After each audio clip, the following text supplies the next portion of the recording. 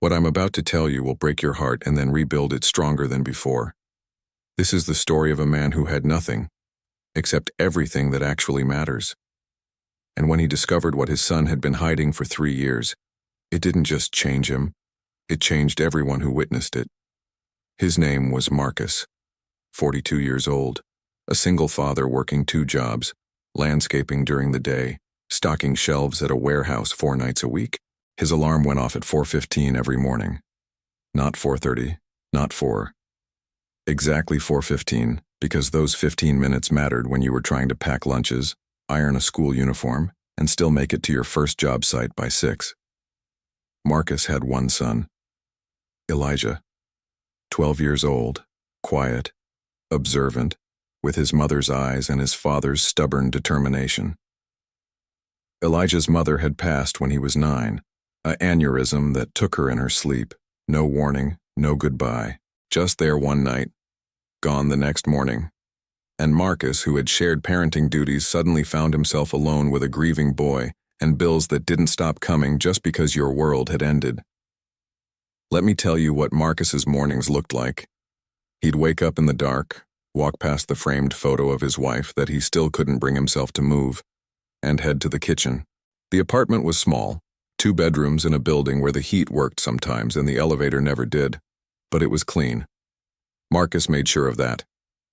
He'd learned that you can't control much when you're broke, but you can control whether your home feels like a home or just a place where poverty happens.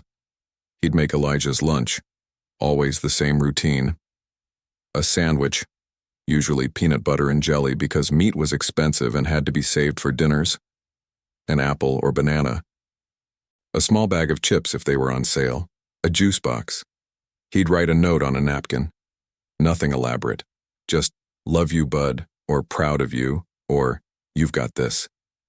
Little reminders that even though his dad was exhausted, even though they didn't have much, love was abundant. Marcus would walk Elijah to the bus stop 6 blocks away.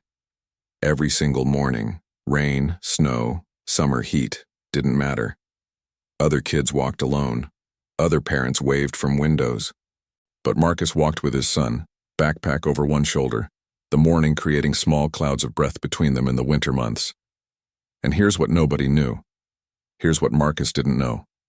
For 3 years, 3 entire years, Elijah had been getting to school and throwing his lunch away, every single day. The sandwich his father had made at 4:30 in the morning, the apple, the chips, the juice box, all of it, straight into the cafeteria trash can before first period. 3 years, but I'm getting ahead of myself. Let me show you what character looks like when no one's watching. Marcus was the kind of man people walked past without seeing. At his landscaping job, he arrived early, left late, never complained. When it rained and they couldn't work, he didn't get paid, but he'd still show up to maintain the equipment, organize the truck, do anything that might need doing. His boss noticed, started giving him extra hours when he could. At the warehouse, Marcus worked the overnight shift 4 times a week, 10 p.m. to 6 a.m. He'd get home, shower, wake Elijah, make breakfast, pack that lunch, walk him to the bus stop, then catch 3 hours of sleep before heading to the landscaping job. On the nights he worked, he'd set everything out for Elijah before he left. Dinner in the fridge with instructions on the microwave, homework checked and ready, clean clothes laid out for the morning. There was a moment, about 18 months into this routine, when Marcus almost broke. It was a Tuesday. He'd been up for 22 hours straight, overnight shift, then an emergency landscaping job that ran long because a wealthy client wanted her garden perfect for a party that weekend. He came home to find Elijah had gotten sick at school. Just a stomach bug, nothing serious. But the school had called and gotten no answer because Marcus's phone had died, and he hadn't noticed. The school secretary's voice had that edge, that judgment. "We need a reliable contact, Mr. Williams." Like he was neglectful, like he wasn't killing himself trying to be enough for his son. Marcus sat in his truck outside their apartment building and cried, just for 5 minutes. Allowed himself that. Then he wiped his face, went upstairs, took care of his son, called the school back and apologized, added his boss's number as an emergency contact, and kept going. Because that's what you do. You keep going. Have you ever done something good that nobody noticed? Tell me in the comments. Because I want you to understand. Marcus's life was full of invisible sacrifices. The way he'd skip lunch so Elijah could have a bigger dinner. The way he'd wear the same 3 work shirts until they were practically transparent, but Elijah always had clothes that fit. The way he'd walk past the coffee shop where he used to take his wife, never going in because that $4 could buy Elijah a book. Now let me tell you about Elijah's school. It was a public middle school on the border between Marcus's working-class neighborhood and a much wealthier area. The district lines had been drawn that way, mixing kids from the apartments with kids from the houses. Integration on paper, segregation by lunch table in practice. The cafeteria had a system. If you brought lunch, you sat wherever you wanted. If you bought lunch, you got in line, punched in your account number, got your tray. But there was a third category, the free lunch kids. They had to go to a separate, shorter line, use a different colored card, and everyone knew what that colored card meant. Elijah qualified for free lunch. Marcus had filled out the paperwork when Elijah started 6th grade, right after his mother died. The school counselor had been kind about it. It's there to help families, she'd said. No shame in it. But Elijah was 12, and 12-year-olds understand shame in ways adults sometimes forget. The first day Elijah used his free lunch card, 3 boys from the wealthy neighborhood had been behind him in line. Elijah didn't know them well. They were in different classes, ran in different circles. But he heard one of them whisper to the others, "Free lunch card. His dad must be broke." Then laughter.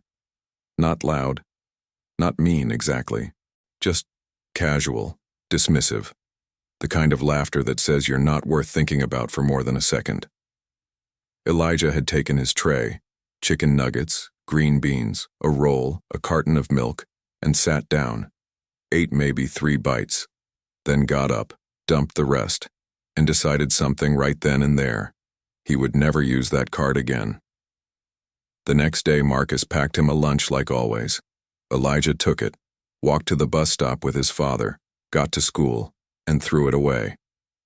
Then he went hungry, all day, until he got home and Marcus made dinner. He told himself it was fine. 1 meal a day was enough. Plenty of people had it worse. If you're watching from Brazil, from the Philippines, from Detroit, from anywhere, comment where you're from. Because I know this story is reaching single dads all over the world who understand exactly what Marcus was facing. Men who work themselves to exhaustion and still wonder if it's enough. But here's what Marcus didn't understand. Couldn't have understood. Elijah wasn't just skipping lunch to avoid embarrassment. He was protecting his father from knowing how cruel kids could be about poverty. He was shouldering a burden that no 12-year-old should have to carry, the burden of his father's dignity. 3 years this went on, 6th grade, 7th grade, 8 months into 8th grade. Elijah got good at hiding it.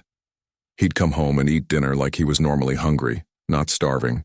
He kept his grades up, because failing would mean parent-teacher conferences, questions, attention on their situation. He played it off when Marcus asked about his day. "Fine, Dad. School was fine, lunch was good." Lies built on love, but the human body can only sustain that for so long. By the spring of 8th grade, Elijah was getting dizzy in afternoon classes. His gym teacher noticed he had no energy. A couple of his teachers mentioned to the counselor that he seemed lethargic, unfocused. And then came the day that changed everything. It was a Wednesday in March. Marcus had gotten off the overnight shift, come home, checked that Elijah had gotten off to school okay. His son was old enough now to get himself up and out on mornings when Marcus worked overnight. Marcus was just falling asleep when his phone rang. The school nurse. "Mr. Williams? Elijah fainted during PE class. He's okay, but we think you should come pick him up." Marcus was there in 12 minutes, found Elijah sitting in the nurse's office, pale, embarrassed, insisting he was fine. "Just got dizzy, Dad, I'm okay." The nurse pulled Marcus aside. "Has Elijah been eating?" "He says he ate breakfast, but his blood sugar was very low. I'm wondering about his lunch routine." "He brings lunch every day," Marcus said. "I pack it myself every morning." The nurse hesitated. Then she said quietly, "Mr. Williams, When was the last time you actually saw Elijah eat the lunch you packed? And that's when the bottom dropped out of Marcus's world. He looked at his son. Elijah, are you eating your lunch? Silence. Son, answer me. Elijah's eyes filled with tears. Dad, How long? The boy couldn't answer. Marcus turned to the nurse. Can I have a minute with my son? She nodded and stepped out. What happened in the next 10 minutes, Elijah would remember for the rest of his life. His father didn't yell, didn't lecture, just knelt down in front of him and asked in a voice that was barely holding together, Why? And Elijah broke, told him everything. The free lunch card, the boys laughing, the shame of everyone knowing they were poor, the way he'd rather go hungry than have his father's struggle become lunchtime entertainment for kids who didn't understand what it meant to sacrifice. I didn't want you to know, Elijah sobbed. You work so hard, Dad. You're so tired, and I didn't want you to feel bad that we can't, that I need the free lunch. I just wanted to make it easier for you. Marcus listened. And then, right there in that nurse's office, this man who had held everything together for 3 years, who had worked himself to the bone, who had never once complained about the hand life had dealt him, he collapsed to his knees and wept. Not because he was weak, because his son had been protecting him, because his 12-year-old child had chosen hunger over letting his father feel shame. The nurse, hearing the crying, stepped back in, found Marcus on his knees, Elijah in his arms, both of them shaking with sobs. I'm sorry, Elijah kept saying. I'm so sorry, Dad. No, Marcus said. No, son, I'm sorry. I'm sorry you felt like you had to hide this. I'm sorry those kids made you feel ashamed. There is no shame in needing help. Do you hear me? No shame. But even as he said it, Marcus felt the weight of it, because he knew exactly where Elijah's shame came from. He'd felt it himself every time he filled out assistance applications, every time he counted out exact change at the grocery store, every time he had to tell Elijah maybe next month about something other kids had without thinking twice. Are you a single dad? Tell me your city in the comments, because if you're watching this, if you're living this, I want you to know. You're not alone. And what happens next in this story? It's why I believe character attracts grace. Marcus took Elijah home that day, called in sick to the landscaping job, first time in 3 years, sat his son down, and they had the hardest conversation of their lives. About money, about pride, about the difference between shame and dignity. Listen to me, Marcus said. We don't have a lot of money. That's the truth. But we have something those rich kids don't understand yet. We have character. We have integrity. And we have each other. You don't ever go hungry to protect my feelings. You understand me? Elijah nodded. Starting tomorrow, you're using that lunch card. And if anyone says anything, you tell them your father works 2 jobs to take care of his family, and that's nothing to be ashamed of. You tell them some people measure wealth in dollars and some people measure it in character, and we're rich in what matters. But Marcus knew words weren't enough. The next morning he did something he'd never done before. He called his landscaping boss and asked for the morning off. Then he walked Elijah not just to the bus stop, but to school, into the building, right into the cafeteria during breakfast. Other parents were dropping off forgotten lunches, signing late slips. Marcus walked straight to the lunch line, and he stood there with Elijah as his son used his free lunch card. Some kids stared, whispered. Marcus didn't care. He stood there like a pillar, hand on his son's shoulder while Elijah got his breakfast. Then he walked him to a table, sat with him while he ate every bite, and said loud enough for anyone listening, I'm proud of you, son, for everything you've been through, for being strong enough to tell me the truth. You're going to do great things in this life. When he left, walking back through that cafeteria, Marcus made eye contact with every kid who'd been watching, just looked at them, steady, unashamed, like daring anyone to make this about poverty instead of about a father's love. One of those kids watching was Tyler Bennett, 14 years old, son of Richard Bennett, the CEO of a regional restaurant chain. Tyler was in Elijah's grade, though they'd never really talked. He'd been one of the boys in the lunch line 3 years ago, one of the ones who'd laughed. Tyler went home that night and couldn't stop thinking about what he'd seen. The way Elijah's dad had stood there. No embarrassment, just love. It bothered him in a way he couldn't articulate.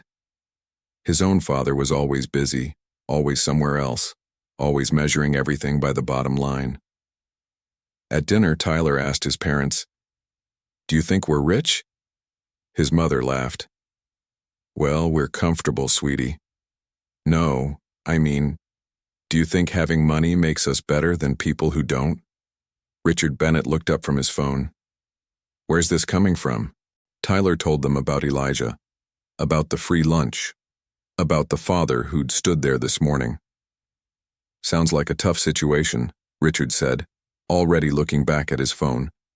But Tyler's mother, Catherine, was quiet. "What was the father's name?" she asked.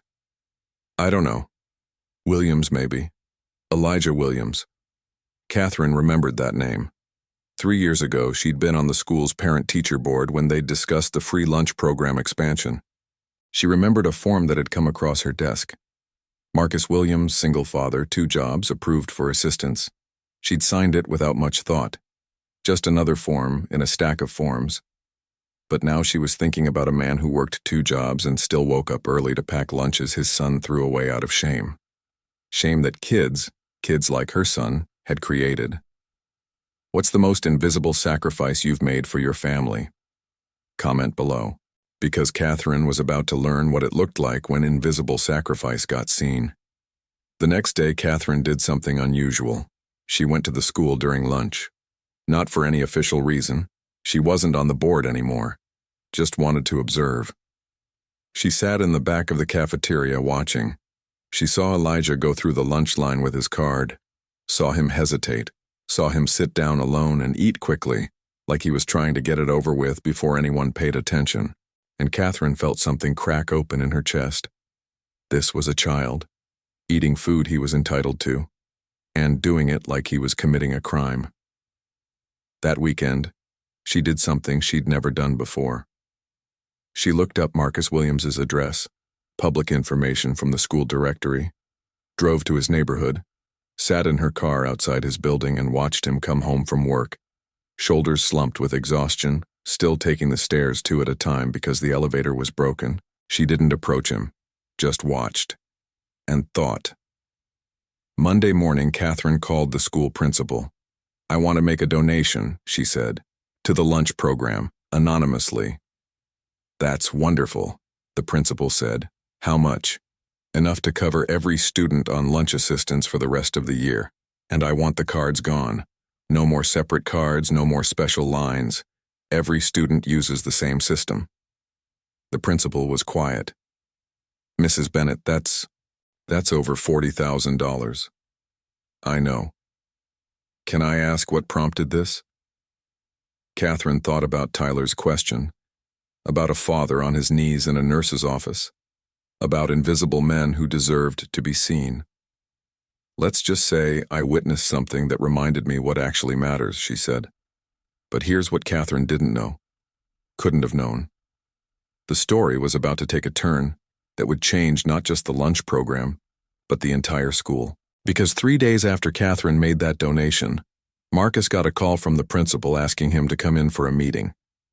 He assumed it was about Elijah's fainting spell. More questions. Maybe concerns about his ability to provide adequate nutrition. He showed up in his work clothes, didn't have time to go home and change between jobs. Sat down in the principal's office feeling defensive, ready to explain, to justify, to prove he was a good father despite being broke. The principal smiled. "Mr. Williams, I want to thank you for being here." Marcus waited. "I also want to apologize.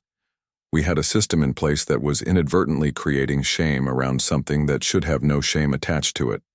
A parent, who wishes to remain anonymous, has brought that to our attention in a very generous way." She explained the donation, the new system. Every student, same card, same line. Marcus couldn't speak, just sat there as the principal continued. "But that's not the only reason I called you in. That parent also specifically asked about you and Elijah.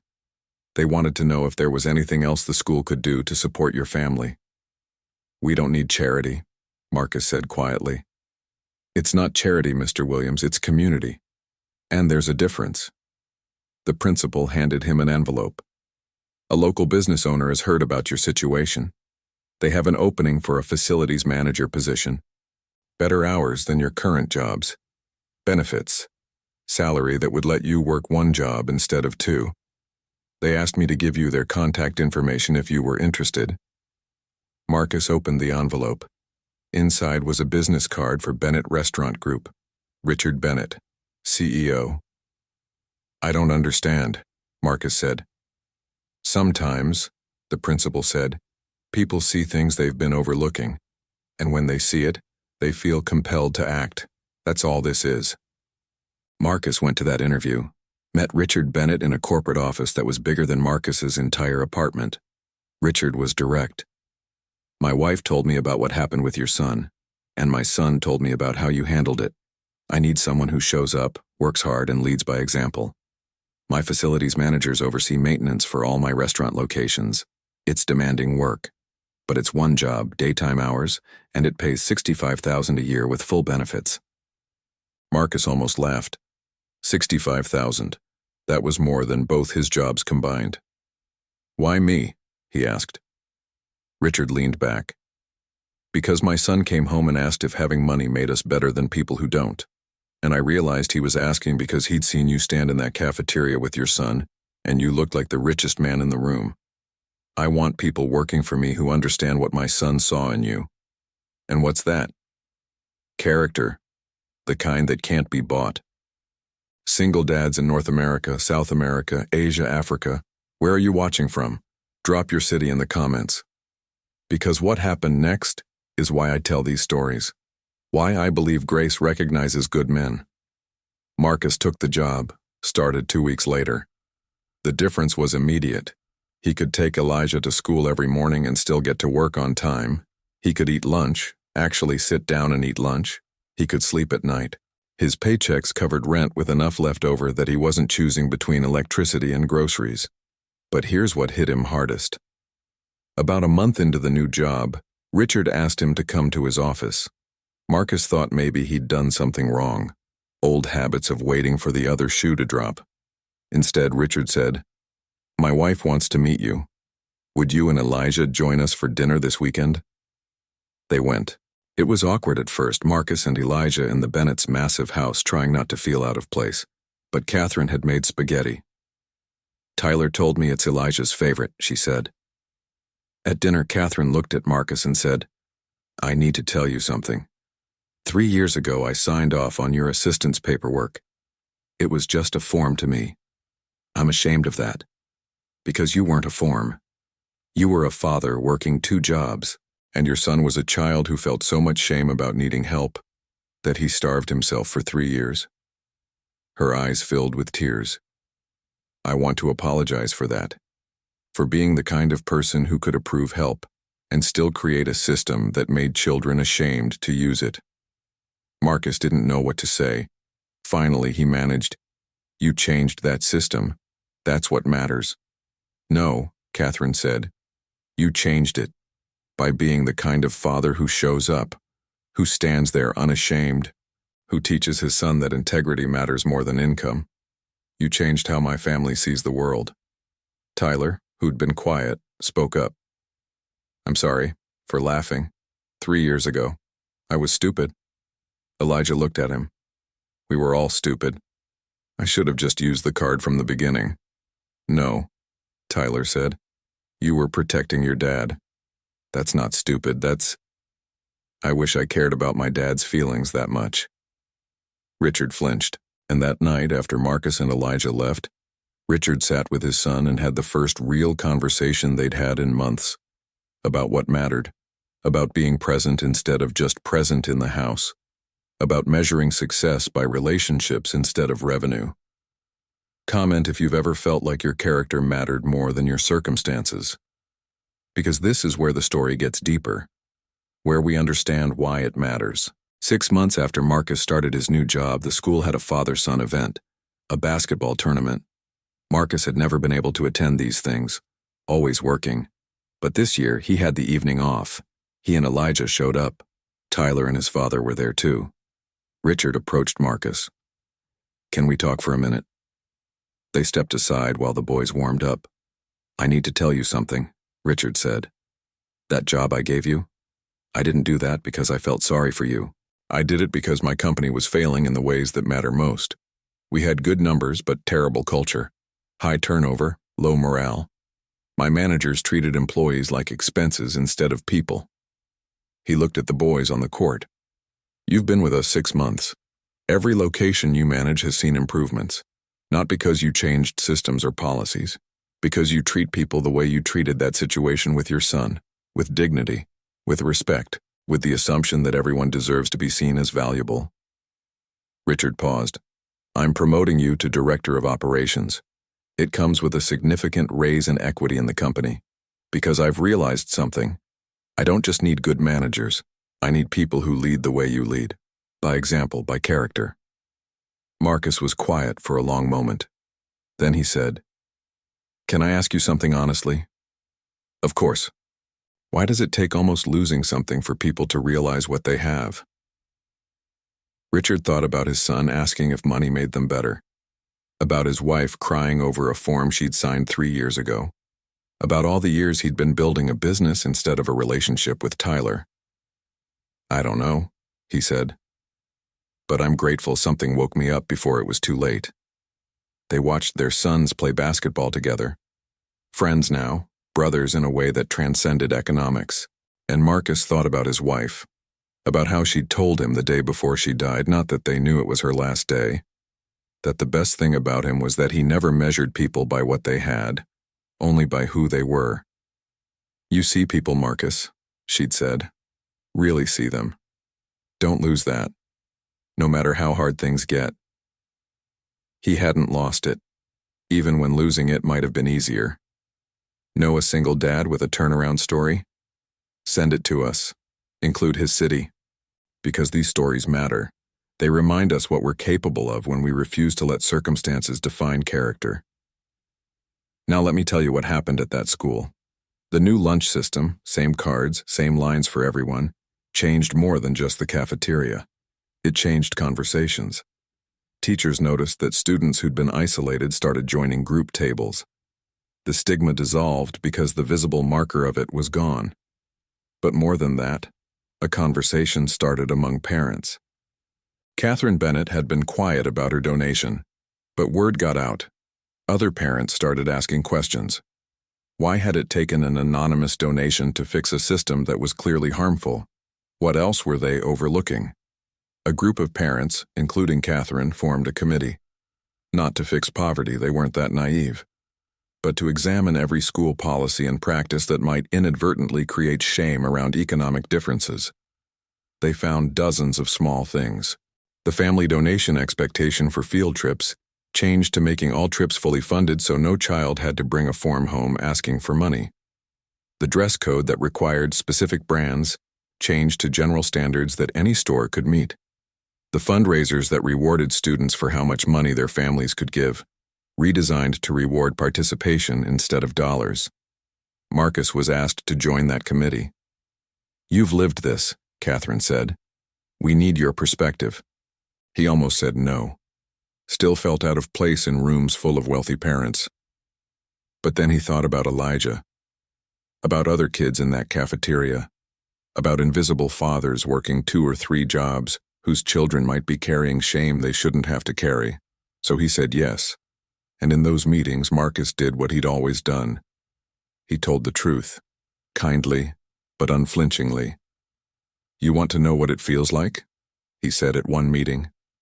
"It feels like you're failing every day. Every form that asks for money, every event your kid can't attend, every conversation where other parents talk about vacation plans or college funds. It's a reminder that you're not enough. And your kids feel that. They absorb it. They start to believe that their worth is tied to your income." The room was silent.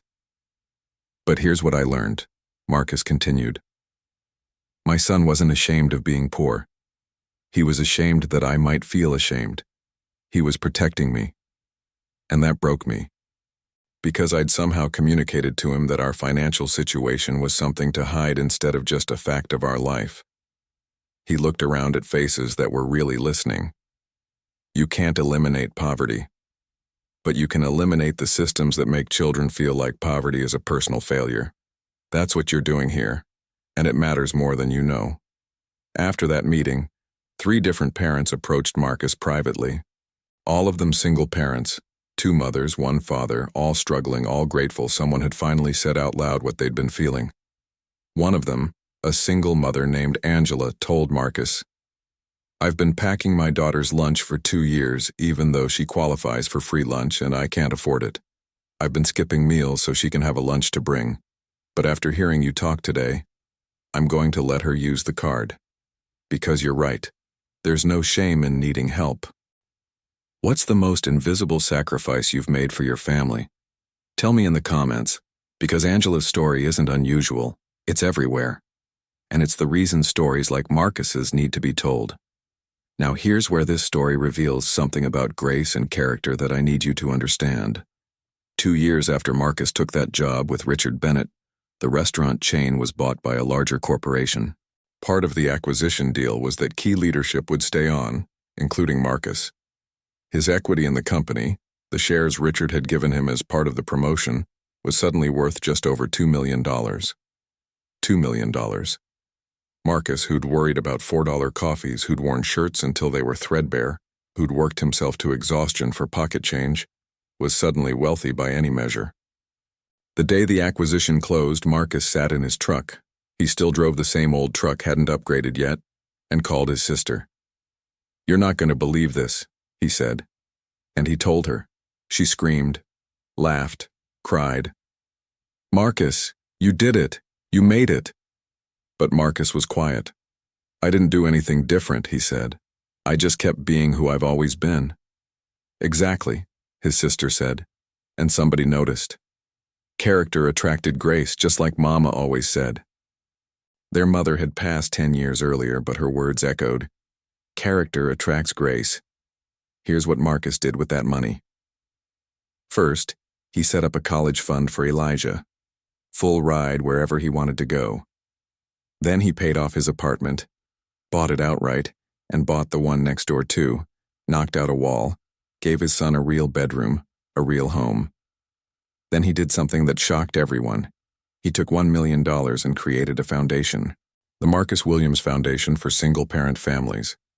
The mission was simple: provide immediate financial assistance to single parents in crisis. Car breaks down and you can't get to work? Foundation covers it. Kid needs medicine and you're short this month? Foundation covers it. Eviction notice because you had to choose between rent and food? Foundation covers it. No application process. No proving you deserved it. Just simple criteria. Single parent, genuine need, local community. Money distributed within 24 hours of request. Richard Bennett asked him, "Why give it away? You could invest it, build generational wealth." Marcus said, "I am building generational wealth. I'm teaching my son that money is a tool, not a trophy. And the best use of tools is to build something that helps people." The foundation helped 63 families in its first year, kept people in homes, in jobs, in stability, and every single recipient got a note with their assistance. "You're doing better than you think. Keep going." Signed, someone who's been there. Marcus never put his name on the foundation publicly. Never wanted recognition, just wanted to be for other people what that anonymous donation had been for him. A reminder that somebody saw them, somebody valued them, somebody believed they deserved help. But here's where the turnaround happens. Here's where everything comes full circle in a way nobody expected. 3 years after the foundation started, Marcus got a call from a number he didn't recognize. A woman's voice. "Is this Marcus Williams? The Marcus Williams who runs the Foundation for Single Parents?" "Yes, who's this?" "My name is Jennifer Torres. I don't know if you remember me. My son Carlos went to school with Elijah. We were in the cafeteria that day. The day you stood there with Elijah at the lunch line." Marcus remembered. Not Jennifer specifically, but that day. I watched you that morning, Jennifer continued, her voice shaking. And I went home and cried, because I'd been too ashamed to sign my son up for free lunch. We qualified, but I couldn't bear the thought of him using that card, of people knowing we needed help. So I'd been doing what you discovered Elijah was doing, packing a lunch I couldn't afford, skipping meals myself to make it work. She paused, but after I saw you that day, I signed Carlos up.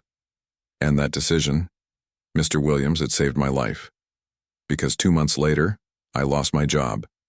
And that free lunch was the only guaranteed meal Carlos had for 6 months while I tried to find work. If I'd still been buying his lunch ingredients, we'd have been evicted. We'd have lost everything. Marcus listened, throat tight. I found work eventually, got back on my feet, and last year I got a promotion.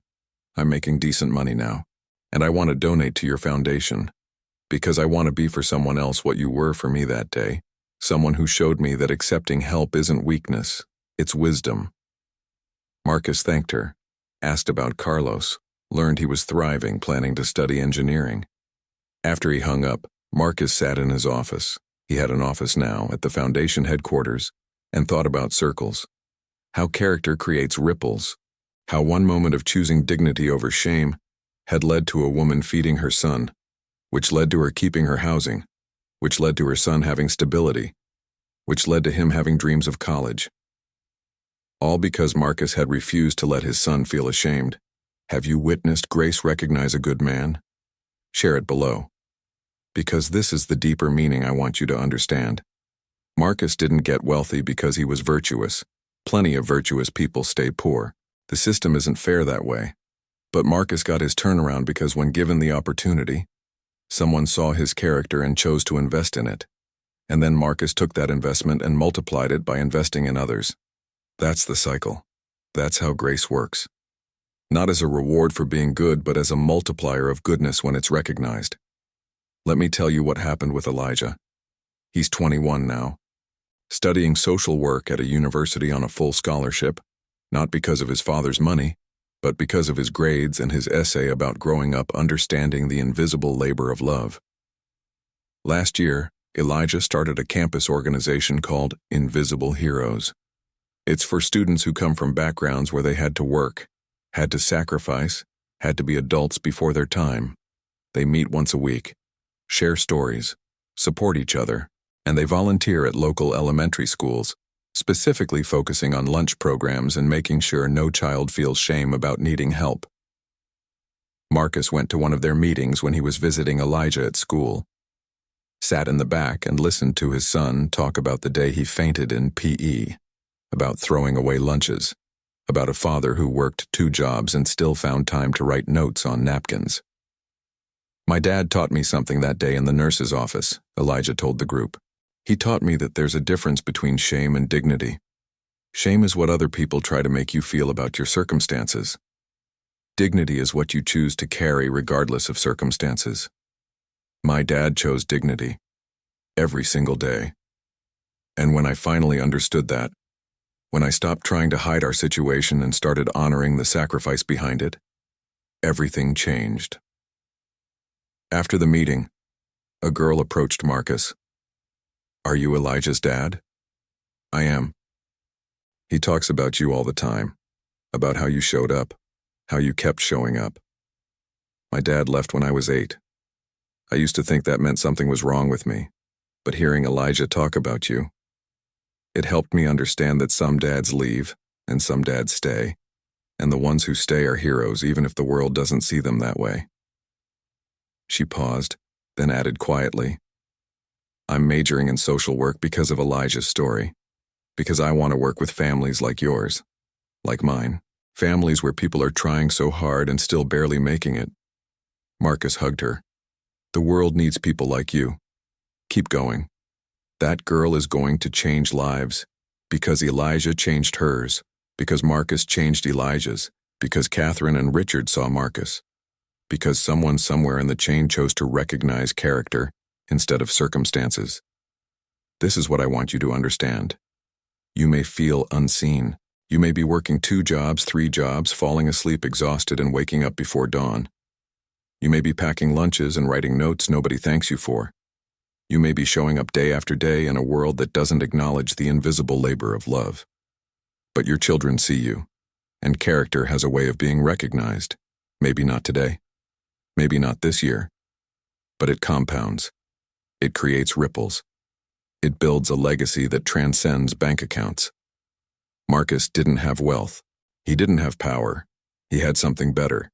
He had character. And when character was finally recognized, it didn't just change his life.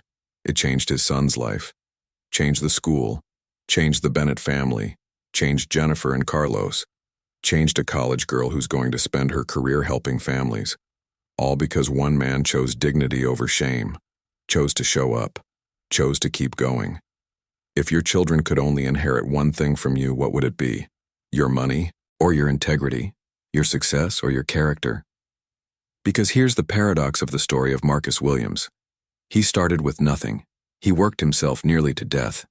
He had every reason to become bitter, to give up, to decide that character didn't matter in a world where kids laughed at poverty and systems created shame.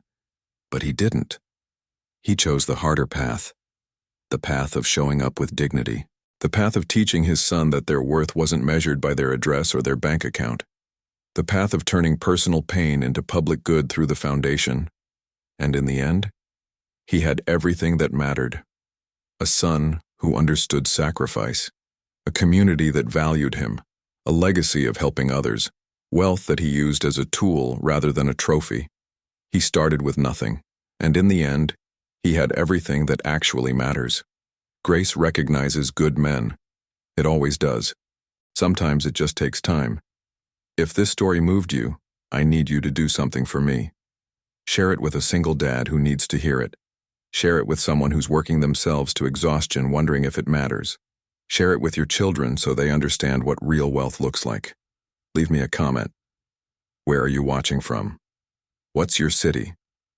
Because I want to know where this message is reaching. I want to know where the invisible heroes are watching from. Subscribe to Single Dad Tales because I have more stories like this. Stories of men who society overlooks. Men who work in the shadows. Men who sacrifice silently.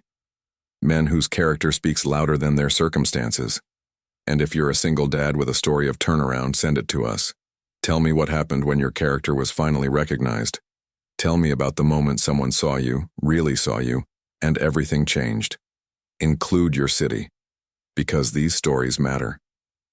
They remind us what we're capable of. They show us that the metrics we use to measure success are often the wrong ones. They prove that character attracts grace. Your story isn't over. The narrative you're living right now, the one where you're tired, where money is tight, where nobody seems to notice how hard you're trying, that's not the ending. That's the middle. And the best stories have turnarounds in the final act. Keep showing up. Keep choosing integrity. Keep being the kind of person who writes notes on napkins and stands in cafeteria lines and refuses to let circumstances define character. Because somebody is watching. Maybe your children. Maybe a stranger. Maybe someone who has the power to change your situation. Maybe just someone who needs to see what dignity looks like when it's lived instead of just talked about. And one day, maybe not today, maybe not this year, but one day, your character will be recognized. Grace will find you. The turnaround will come.